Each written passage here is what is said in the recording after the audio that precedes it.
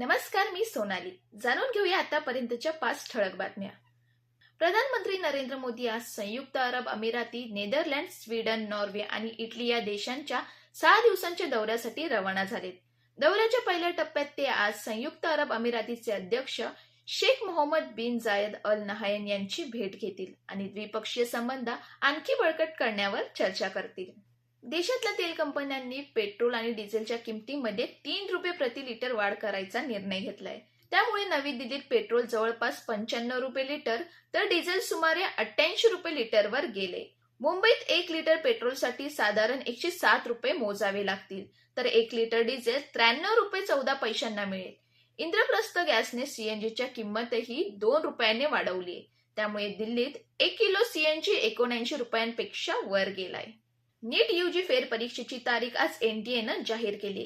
ही परीक्षा 21 जून रोजी होणार आहे. 3 मे रोजी झालेली ही परीक्षा पेपर फुटीच्या आरोपामुळे रद्द झाली होती. फेरपरीक्षेची प्रवेशपत्र 14 जून पर्यंत विद्यार्थ्यांना मिळतील. तसंच या परीक्षेदरम्यान विद्यार्थ्यांना 15 मिनिटांचा जास्तीचा वेळ मिळेल, अशी माहिती केंद्रीय शिक्षण मंत्री धर्मेंद्र प्रधान यांनी दिली. पुढच्या वर्षीपासून नीट यूजी परीक्षा कम्प्युटर बेस्ड टेस्ट स्वरूपात घेतली जाईल, असंही त्यांनी यावेळी सांगितलं. ज्येष्ठ मानसोपचार तज्ज्ञ डॉक्टर आनंद नाडकर्णी यांचं आज पहाटे ठाण्यात निधन झाले. ते 68 वर्षाचे होते. गेल्या आठवड्यात झालेल्या शस्त्रक्रियेनंतर त्यांच्या प्रकृतीसंदर्भात काही गुंतागुंत झाली होती. त्यातच आज त्यांची प्राणज्योत मालवली. मुख्यमंत्री देवेंद्र फडणवीस, उपमुख्यमंत्री एकनाथ शिंदे आणि सुनेत्रा पवार यांनी डॉक्टर नाडकर्णी यांच्या निधनाबद्दल दुःख व्यक्त केलंय. आयपीएल क्रिकेट स्पर्धेत काल झालेल्या सामन्यात मुंबई इंडियन्सनं पंजाब किंग्सवर 6 विकेट्सने विजय मिळवलाय.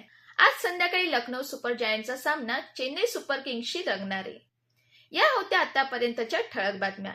इतर महत्त्वाच्या अपडेट्ससाठी आकाशवाणी मुंबई वृत्त विभागाच्या सोशल मीडिया हँडल्सना फॉलो करा आणि ऐकत रहा आकाशवाणी.